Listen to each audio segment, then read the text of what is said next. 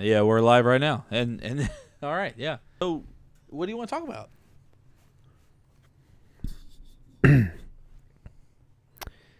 Hey, John, you remember that time?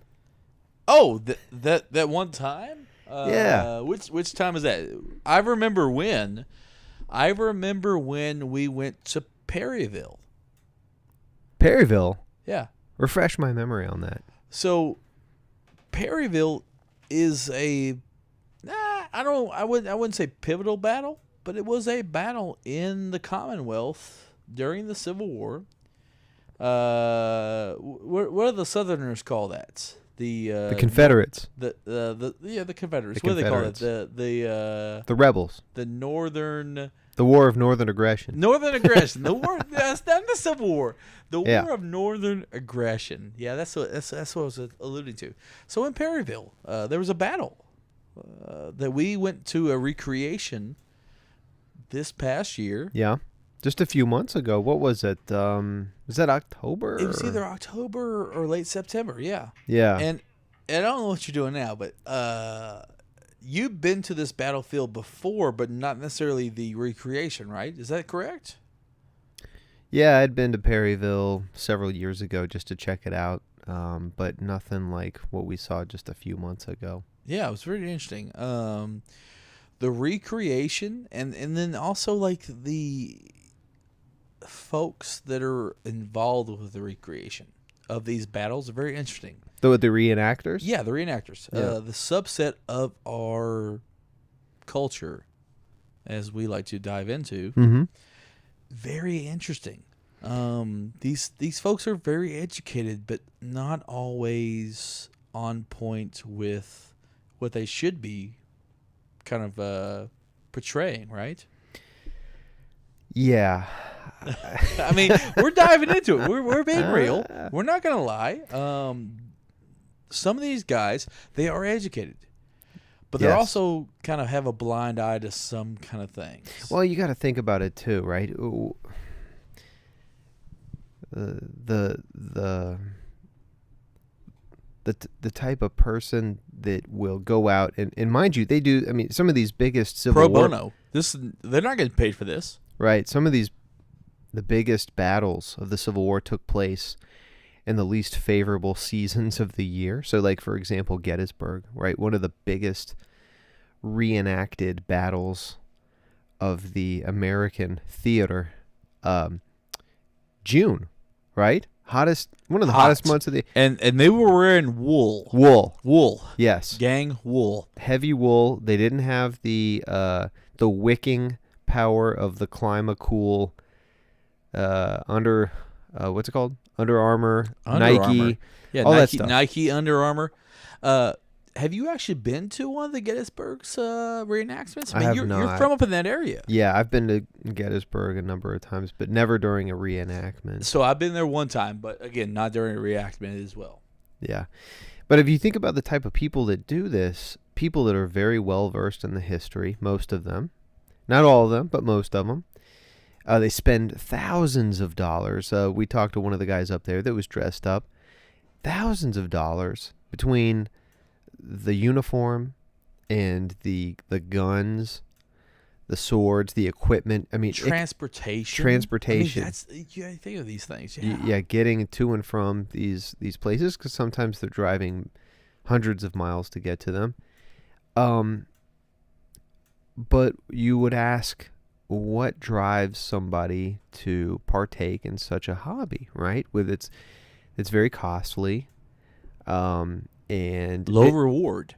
Well, so high cost, low reward. that may be a bit of us projecting. Monetarily low reward. Oh, I'll go with that. Sure, I know, but yeah, but they obviously get a lot out of it one way or another. Because, as a matter of fact, when we were at the Perryville site and checked out there, I think it was the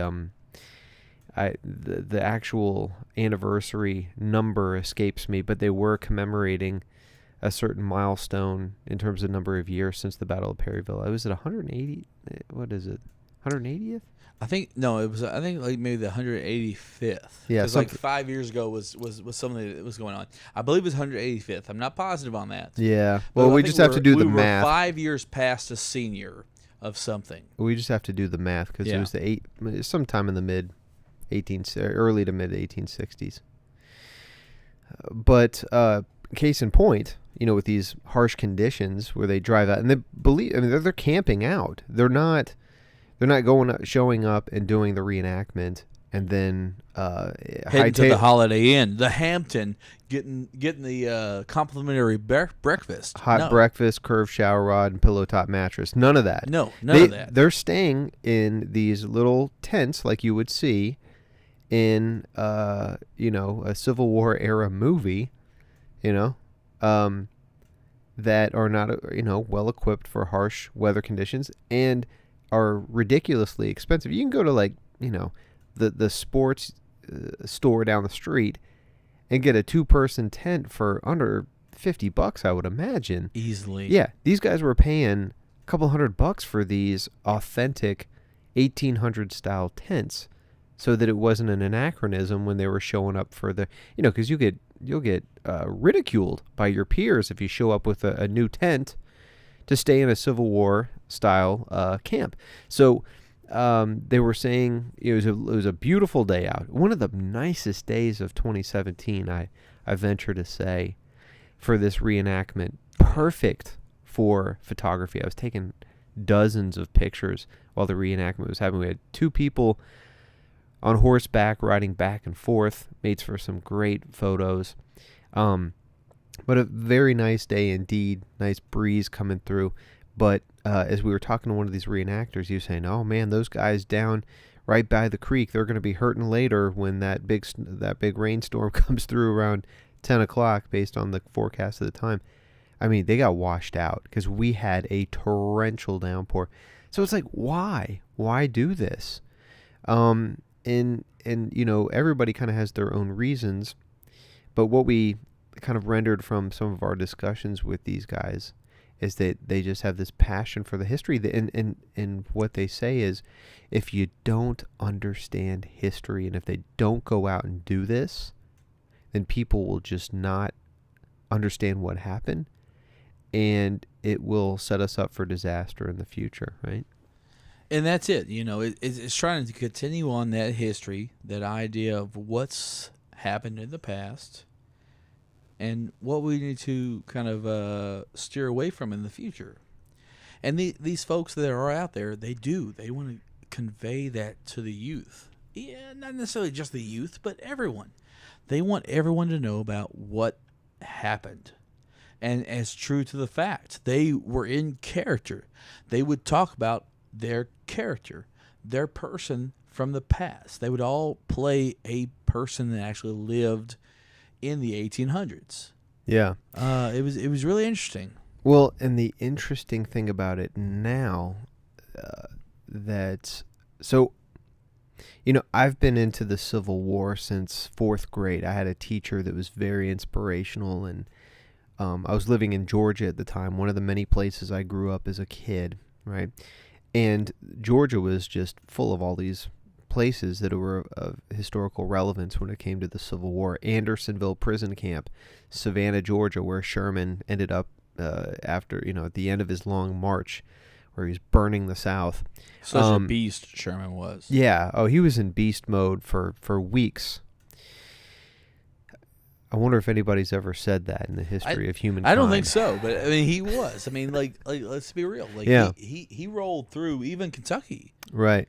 For a little bit, right? Yeah, he did. And the thing is, well, I'm not quite sure, but I'm inclined to agree with you. Because I know we're gonna have our fact checkers out there. But in any case, I grew up really appreciating the Civil War. But this time around was really interesting. We went to Perryville because of the climate we're in today, right? With all of the statues in the different cities, particularly across the South, of these Civil War, Confederate, people in a position of, a general or some type of, most of them being generals. These statues, right, commemorating them. Robert E. Lee, Stonewall Jackson, Jefferson Davis, being the president of the Confederacy. All this stuff coming back to the surface and a lot of public uproar about it. Do we take these statues down? Do we leave them? Do we forget about history? What do we do with all of this? But again, it's deeper than history, because I pull from that kind of other side of it is where these statues are actually art. I mean, do we go back in art and try to censor that as well, just because it's not favorable to our current climate? Well, I see what you're saying there. I don't really look at it so much as art. Although it is art. It is in some way, right? But a lot of these statues, it's a well-known fact that they were constructed and erected during right around the time of the Civil Rights Movement as a backlash, okay? So, I mean, it becomes, well, you can commission anybody to, cast a metal statue of a general up on a horse.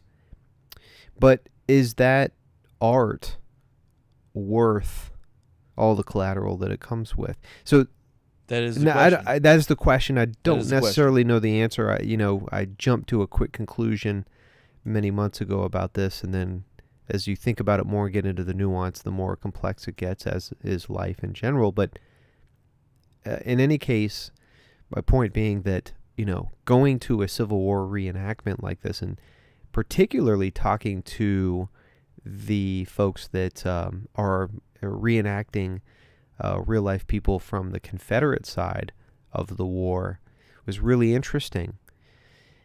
And you realized that their point of view was very distinct from that of those reenacting the folks on the federal/union/north side. And it's almost like we've gone full circle. You would think that in 180 odd years that we've made all this progress, and we've made progress, but the same debates are still underway, and that was the thing that really stuck out to me. I mean, we're still human. That's it. We're still going to have those differences, which kind of divide us in those areas. Yeah. Right? That's it. We interviewed a guy that was representing one of the officers on the Confederate side, and he kept belaboring the point that the Civil War was not driven by slavery. It was all financial. Right? It was financial, and the fact that the North was coming down to the South and telling them how they were going to run their business. So this is where we get into nuance. So, but he did have some valid points, but at the same time, I was like, okay, the bias is just kind of wafting off of him in a certain respect. But I did agree with him in the sense that we do need to understand history in order to know where we're going. Now, I don't necessarily advocate the positions he had, but I think he did have a good point. And I did think that he had a good point in the way of saying, are we going to end up in a culture where these types of reenactments are not allowed because they're not sensitive to everybody, because I kind of agree with that. You have to, but it's a difficult thing to dissect, because history in and of itself can be biased, right? Depending on what your source is. I know that a lot of history that we read as kids in school was probably bent a certain way to make a certain type of impression for the next generation of minds. And if you look at the news today, what you're digesting is someone's interpretation of reality. Even when you see something yourself, you're looking through your own filter, you're digesting it in your own way. So I don't know. I think that's part of it right there. It's kind of, if we invest in an honest understanding of the past, all right, if we look at it as what it actually was, not an interpretation, there should be no problem with looking at it and enjoying it and recreating that. Now, glorifying is a different thing. You don't ever want to glorify something that's negative. Right. But that's it. Yeah. So I think to kind of bring things back a little bit in this conversation, I've always liked going to these Civil War sites just because I love history. I love, a lot of times, like, Gettysburg is a beautiful place. Geographically, it's a beautiful, very natural-looking place. Perryville is almost like the Gettysburg of the West. A lot of people actually refer to it that way. Not in terms of its scale, but just in the dynamics of the terrain, the way things kind of came about. But definitely not nearly as bloody as Gettysburg was. But to go back to the day that we went there, again, Perryville is right on the outskirts of the town of Perryville, another cute little small Main Street America in Kentucky. Some nice little restaurants and things like that. And it's a nice little tour out there. So geographically speaking, it's not too far from Danville, probably about 10 minutes from Danville. If you take Bluegrass Parkway from Elizabethtown out towards, if you're heading towards Lexington, you'll split off and head towards Danville and then run into Perryville. On the way back, though, Missy's Out of the Way Cafe. Oh, yeah. Whenever we take a trip out. Because I tell you what, like, the reenactment was amazing. Sure. The steak was better. Yeah. I'm not going to lie. The steak was a force to be reckoned with, so it doesn't matter what preceded it during the day. But yeah, so we were like, okay, well, we just saw a bunch of people shooting at each other. Worked up a huge appetite, obviously. Of course. And we said, well, while we're out here, what's nearby? And we were like, well, we can swing by this place called Missy's Out of the Way Cafe. And we had heard about it before, but had never made it out. So we cut through, on the way back from Perryville, cut through several small towns, one of them being Lebanon, where... the stave company. Yeah, Independent Stave Company. Yeah. Has a big location there where they're... And if you like bourbon, you like them. Just let you know. Yeah, they're the ones that actually make all the wood, season it for the staves that make the bourbon barrels. And they fire them there too, right? They have an independent company inside of that actually fires the barrels, right? Yeah, I forget the name of it, but it looks like a separate company altogether, but they're joined together, I guess, because it makes more sense to do it that way. So Why travel? So from a distribution chain perspective, they've got all of the wood being seasoned out there, and then they've got the cooperage directly affixed to it. So we passed by there, and we actually need to go back and check that place out. So we cut through Lebanon and then ended up in the town of Raywick, which has some interesting lore to it, right? Oh, yeah. I remember back years ago, whenever Elizabethtown was still dry, Raywick was not, though. Raywick was wet. I was always told to stay away from Raywick. A little rough area. Yeah. Kind of rough and tumble, but definitely something we need to kind of dive into a little bit more, I think. I think so too. That's what I've always heard too. I've heard recently it's really tamed down quite a bit, but Raywick was one of those places like, hey, if you're not from around there, just keep on driving because there's some roughies up in there. But we cut through there, and then we ended up way down this single lane country road and came upon this little spot with a pasture out back with Angus, look like black Angus cows roaming. Black Angus cows, yeah, and they got those SOBs, those potatoes that were the SOBs. Yeah, so we walk in. The place is called Missy's Out of the Way Cafe, and we walk in there, and there's stuff hanging from the ceiling. It's really well very comfortably lit.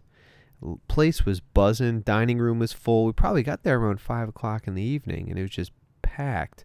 So we took a seat at the bar, and you always know you're at a good place when the people behind the bar and in the kitchen are scrambling nonstop, just working their tails off to get the food ready. So we popped open that menu, and they had all kinds of steaks, and they get the meat from the cattle that are actually on the pasture right behind the restaurant. So the stuff couldn't be any fresher. Fresh. And I think I ended up picking, I think it was one of the pepper steaks. I forget the name of it. I think I had some of them. I think mine might have been Diane or Diana. Yeah. Mine was the seasoning on mine, but it was great. Oh, so good. And they do these, their kind of flagship side that they do are called SOB potatoes. And it looks like they're kind of like thinly sliced potatoes. It's almost like skillet potatoes. Yeah. It's like scalloped almost, but they're just sliced thin, stacked with some peppers and onions and a little bit of garlic, and then topped with cheese. Yeah, nacho cheese. Oh, nacho cheese afterwards. And they do all of this on a flat iron grill, so it's all just marrying together really well. And if you're at the bar, you can see them do it all. So it's great. It's kind of fun to see that experience and kind of be part of it. Yeah. So if you're not there with a big party, definitely recommend sitting at the bar. And the cocktail drinks that we had, I forget the names of them, but we had a couple cocktails while we were there. Yeah. Yeah, really good. Kind of like tropical influence. So it was an interesting mix. It's kind of like that kind of Florida vibe. They go down, they shut down during the winter months, and they go down to Florida during the winter months till Mardi Gras. I think they come back after Mardi Gras. Yeah. Yeah, it's kind of fun. Yeah. Really interesting stuff. And the owner, Missy, is an author. Apparently, she's got a couple books that she's written up next to the cash register. So definitely a very interesting lady. Well, maybe we'll talk to her at some point. We'll get there. We'll do it. Yeah, but kind of sporadic hours and things. So if you're going to make your way out there, definitely give a call beforehand as to not waste a trip if they're closed. But phenomenal steak, really, really good. And there's a couple places I've been in my life that have very well-known steaks, like Cattleman's out in Oklahoma City and things like that. But she definitely delivered. Missy definitely delivered. And not only the flavor, but the cooking temperature. So that's the thing. You go to a steakhouse that may be a chain, they may not get that medium rare just right. Out there at Missy's, they're knocking it out. They're doing it just the way you want it. If you want it medium, you're getting it medium. Medium rare, medium rare. Phenomenal. We'll definitely be going back. But that's not the end of the story. Oh, no. After we left there was still some daylight. And so we drove from Raywick to Hodgenville. Through Hodgenville, yeah. By way of a little place called Howardstown, Kentucky. And that stretch of road kind of goes alongside a big hill, and there's a landing down on your left and a river or a creek that runs through there. I'm telling you, it is the most beautiful drive I've been on in Kentucky. I was about to say, you've been here for 12 years, and this is your favorite drive through Kentucky, right? Yeah. As of this point. As of this point, yeah, going from Raywick down through Howardstown into Hodgenville. Amazing. So definitely check that out if you're in the mood for cruising in the springtime. And then ended up in Hodgenville, where they were, surprise, having the Lincoln Days celebration. Lincoln Days, that's right. Yeah, Lincoln Days. He lived here for quite a while. And well, he was born in Hodgenville, right? Yeah. Or on the outskirts. Born in the Hodgenville outskirts, but lived here for a short while. And it's a big thing. Down in the downtown area, there's a statue to him. Hayes is there. They were closed by the time we were there, but Hayes is a great spot to hit up a nice cheeseburger. Yep. You like White Castle? You don't know White Castle. Get a Hayes Red Castle. That's it. Yeah, and I've yet to be there, so we'll have to definitely make our way out there soon. And the sweet shop down there, too. So many things in Hodgenville. We've got to dive in there deep. Yeah, it's good for at least... Well, and then they've got the Wax Museum, the Lincoln Wax Museum down on the square, too. So Hodgenville's good for at least a solid 3 hours of your life for sure. Definitely. Anything more, maybe a little bit pushing it. But yeah, but definitely check that out. Nice little spot on the map there. Definitely. And I think that's going to wrap up that one time when we were that one place. Yeah, definitely. And yeah, I think that's all we got here. So we'll catch you next time. Thanks for listening. Yeah. Remember when.